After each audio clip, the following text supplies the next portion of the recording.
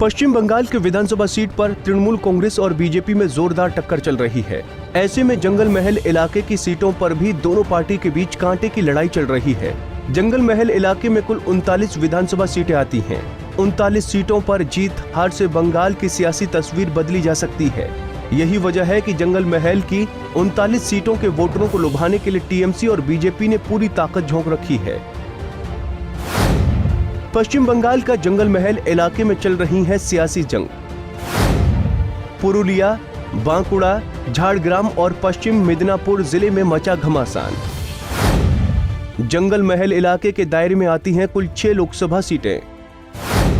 BJP ने 2019 के लोकसभा चुनाव में किया था शानदार प्रदर्शन। लोकसभा चुनाव में 6 में से 5 सीट पर बीजेपी ने लहराया था भगवा। तृणमूल कांग्रेस के खाते में आई थी लोकसभा की केवल 1 सीट। 2021 में भी बीजेपी को है जंगल महल से बहुत ज्यादा उम्मीद। जंगल महल के वोटिंग पैटर्न से बीजेपी को मिल रही है नई ताकत।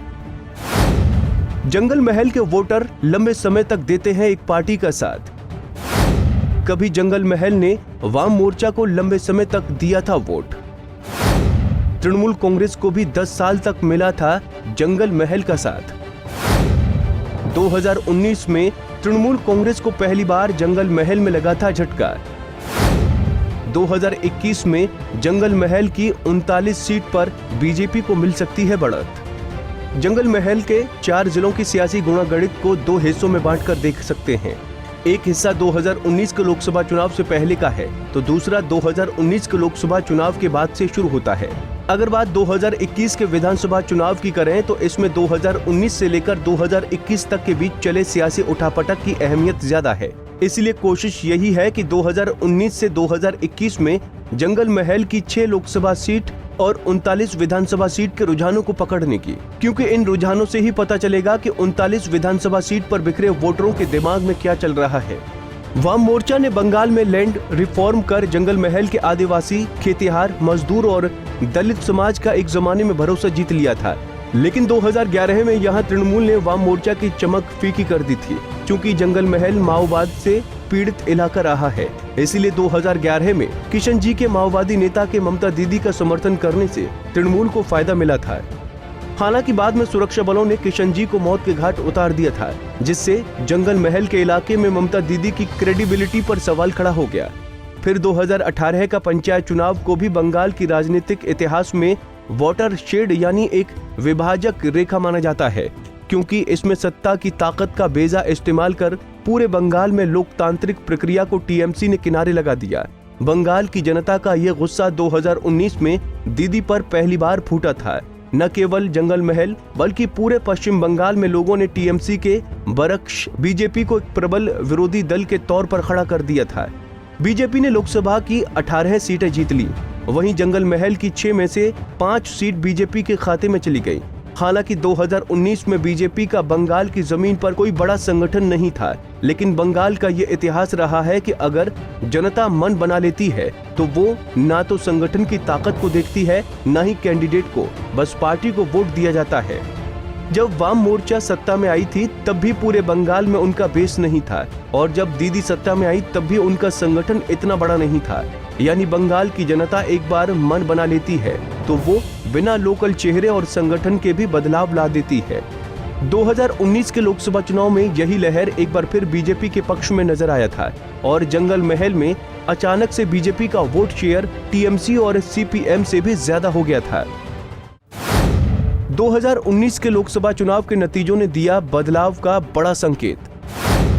जंगल महल की 6 सीटों पर बीजेपी को मिले थे लगभग 47% वोट।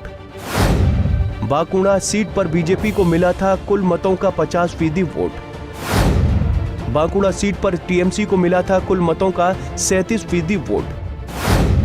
विष्णुपुर सीट पर बीजेपी को मिला था कुल मतों का 47% वोट। विष्णुपुर सीट पर टीएमसी को मिला था कुल मतों का 41% वोट। घाटाल सीट पर बीजेपी को मिला था कुल मतों का 41% वोट। घाटाल सीट पर टीएमसी को मिला था कुल मतों का 49% वोट। मेदिनीपुर सीट पर बीजेपी को मिला था कुल मतों का 49% वोट। मेदिनीपुर सीट पर टीएमसी को मिला था कुल मतों का 43% वोट। झारग्राम सीट पर बीजेपी को मिला था कुल मतों का 45% वोट। झारग्राम सीट पर टीएमसी को मिला था कुल मतों का 44% वोट। पुरुलिया सीट पर बीजेपी को मिला था कुल मतों का 50% वोट। पुरुलिया सीट पर टीएमसी को मिला था कुल मतों का 35% वोट। 6 में से केवल 1 लोकसभा सीट पर टीएमसी को मिली थी जीत। 6 लोकसभा सीट पर केवल घटाल में टीएमसी को मिली थी बढ़त। 2019 वाला ट्रेंड बरकरार रखा तो बीजेपी को मिलेगी बम्पर जीत। जंगल महल में ज्यादातर विधानसभा सीटों पर बीजेपी की बड़ी ताकत। 2019 के लोकसभा चुनाव से जंगल महल के वोटरों ने गियर चेंज कर लिया है। अगर ये ट्रेंड बरकरार रहा तो ममता दीदी का सपना जंगल महल के सियासी जंगल में खो सकता है। बदलाव की लहर भांपकर ममता दीदी ने कई अहम फैसले भी लिए हैं। ममता दीदी ने चत्रधर महतो को जेल से रिहा कर तृणमूल के संगठन में अहम भूमिका सौंपी थी। साथ ही महतो जाति को आदिवासी का दर्जा दिलाने का वादा भी मैनिफेस्टो में दीदी ने किया है। इसके अलावा आदिवासी और दलित परिवार को हर महीने 1000 रुपए की मदद देने का वादा भी ममता बनर्जी ने किया है। वहीं बीजेपी भी किसी भी सूरत में 2019 के चुनावी बढ़त को खोना नहीं चाहती है। केंद्रीय गृह मंत्री अमित शाह ने जंगल महल इलाके में एम्स बनाने का वादा किया है।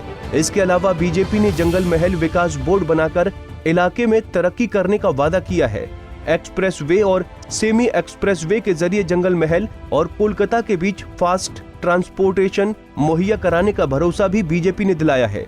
साथ ही जंगल महल के इलाके को नक्सल मुक्त कराने का वादा बीजेपी और टीएमसी ने अपने अपने हिसाब से किया है। साफ है कि जंगल महल की 39 सीटों पर सीधी चुनावी टक्कर तृणमूल और बीजेपी के बीच ही चल रही है। सीपीएम, कांग्रेस और फुरफुरा शरीफ तीसरा कोड बनाने में भी सफल नहीं हो पा रहे। इस इलाके की 39 सीटों पर कौन किसे मात देगा ये तो आने वाला वक्त ही बताएगा। पंजाब केसरी टीवी के लिए पुरुलिया से उदय प्रताप सिंह की रिपोर्ट।